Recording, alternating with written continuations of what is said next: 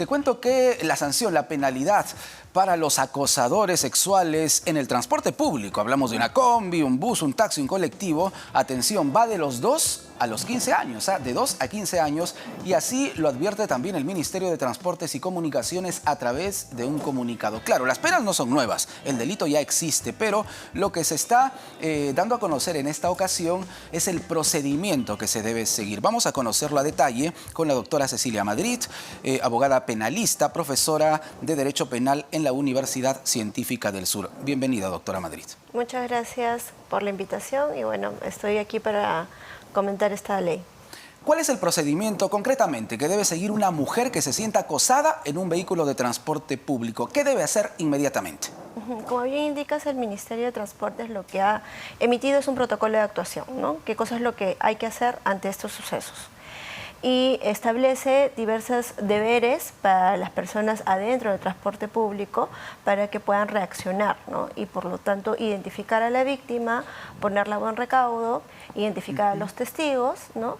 Y seguir, digamos, un procedimiento para luego poner a conocimiento de las autoridades los diversos delitos que se puedan haber configurado en el camino. Ahora, el panorama ideal sería que la víctima haya podido grabar, por ejemplo, el acto de acoso sexual o de agresión sexual dentro del vehículo. Pero ¿qué pasa si esto no ha sucedido? Si no hay imágenes, si no hay audios, si no hay una grabación. Se buscará también testigos, ¿no? Y va a depender también de qué tipo de acto es el que está denunciando. Porque en el protocolo se hace mención a tocamientos indebidos, pero también a actos de acoso, ¿no? Que son distintos comportamientos. Y hay un punto en el que quisiera incidir, por favor, doctora Madrid. Dentro de la normativa se señala, además de los que usted ha mencionado, manifestaciones gestuales, o sea, gestos obscenos que resultan hostiles, humillantes u ofensivos.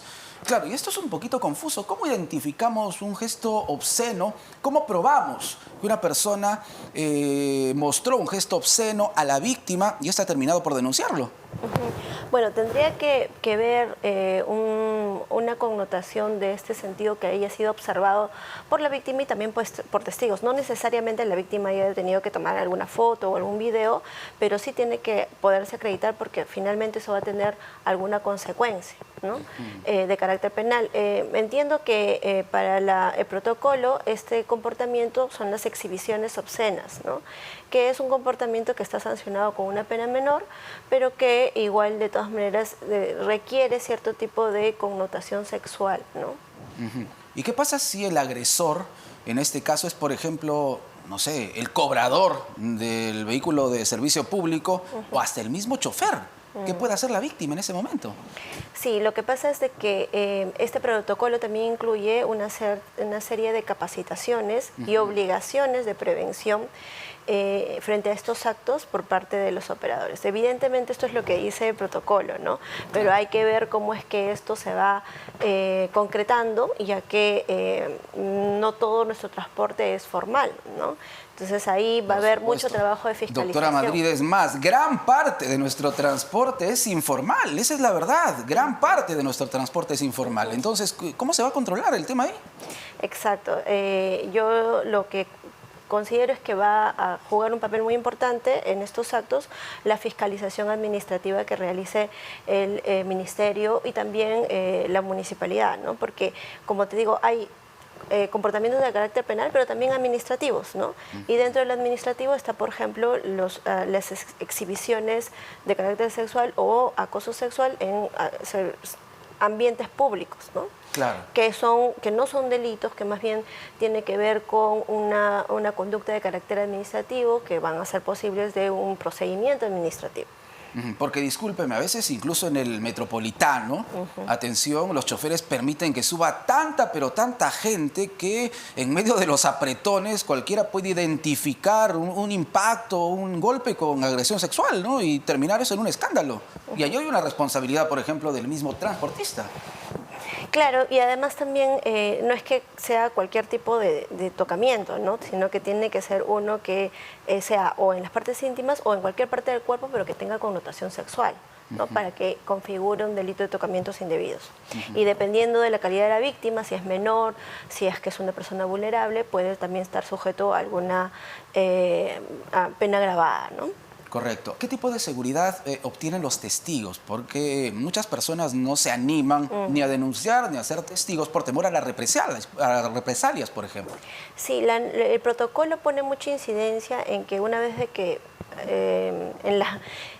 digamos, en el planteamiento se identifique estos comportamientos, que se identifiquen no solamente a la víctima y al agresor, sino también a los testigos que pudieron haber visto y que además se tome testimonio de lo que estaría pasando.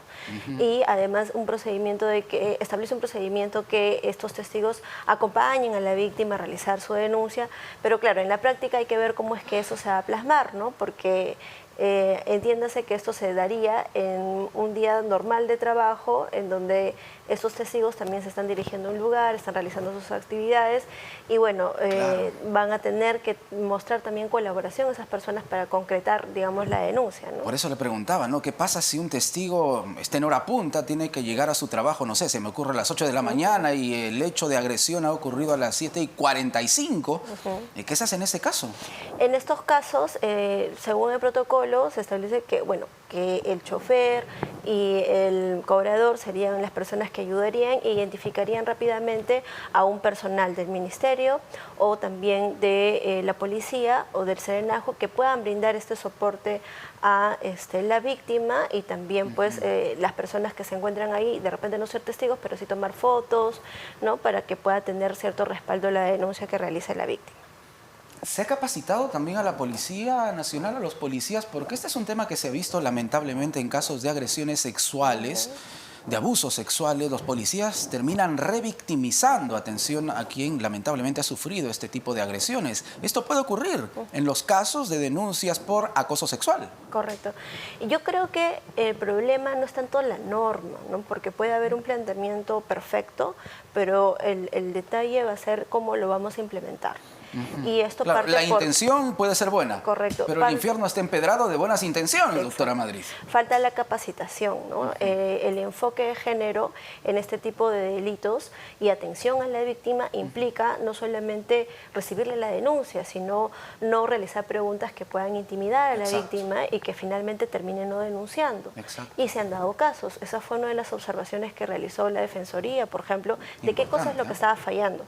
Porque la obligación del Estado no solamente legislar los delitos, sino ofrecerle autoridades y capacitación a esas autoridades para que atiendan de manera inmediata a esa víctima. Entonces, si no se dan estas políticas y no se da este cambio, digamos, en el chip de los operadores, no va a tener un efecto real estas normas, ¿no? ¿Y qué tipo de seguimiento se le hace al caso? Porque la víctima, si se trata de una niña o de un niño que ha sufrido algún tipo de agresión sexual en un vehículo de transporte público, sin duda va a sufrir un daño emocional y va a necesitar una terapia, un tratamiento psicológico, porque probablemente ese niño o esa niña no va a querer subir a otro bus. Sí.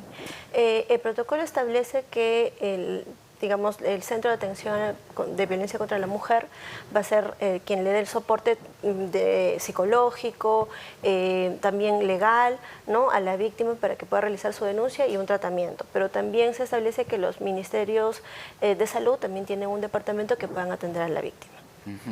Hay un número que también ha brindado el Ministerio de Transportes. En este comunicado, que ha tenido muchísimo impacto, por cierto, es el 105, el número de la Policía Nacional. Ahora, yo reitero, ¿no? La policía realmente se está mostrando dispuesta a colaborar con este tipo de denuncias. Se lo digo porque muchos vamos a las comisarías, me han robado, me han asaltado, me han quitado todo. No tenemos plata para el patrullero, o cáete con la tuya, no sé, tantas cosas que se ven en las comisarías. Entonces, ¿la policía está preparada para hacerle frente a este tipo de agresiones, de acoso sexual? Hay una política de Estado en el que viene capacitando a distintas instituciones del Estado, ¿no? En las instituciones vamos a encontrar de lo bueno y también de lo malo. Entonces, sí, claro, lo que tiene que hacer el Estado es, como señalo, no limitarse a la norma, ¿no? Sino hacer un programa integral que incluya capacitación, incluya seguimiento, incluya supervisión de que se están dando estas políticas de manera adecuada y de manera efectiva también. Claro, y eso es cierto. Yo le hago estas preguntas porque definitivamente los peruanos estamos cansados ya de tanta ley que no se cumple. La ley está ahí, pero se tiene que cumplir, pues no se trata solo, reiteramos, de buenas intenciones. Hay que trabajar para que la norma que está en papel se cumpla efectivamente. Además, en este tipo de problemas de violencia contra la mujer, el gran problema es la educación, porque Sí, hay claro. prácticas Claro. que nosotros normalizamos Sí. y que de repente no nos damos cuenta. Está el machismo. Más allá Exacto. de las normas que son útiles, que deben de sancionarse esos tipos de comportamientos, hay que también incentivar a un trato igualitario, a tener un programa de educación, a superar esos estereotipos de género, como se les Y esto señala. desde el colegio, definitivamente. Desde el colegio, incluso la familia también. Exactamente. O las propias mujeres que también criamos a nuestros hijos, hay que también sí. darle ese enfoque de género en la crianza. Definitivamente. Para finalizar en 30 segundos, doctora Madrid, ¿qué recomendaciones para las mujeres o también para los padres de familia con el fin de hacerles comprender a nuestros hijos que ante un acto de agresión sexual hay que denunciarlo inmediatamente? ¿Qué recomendaciones?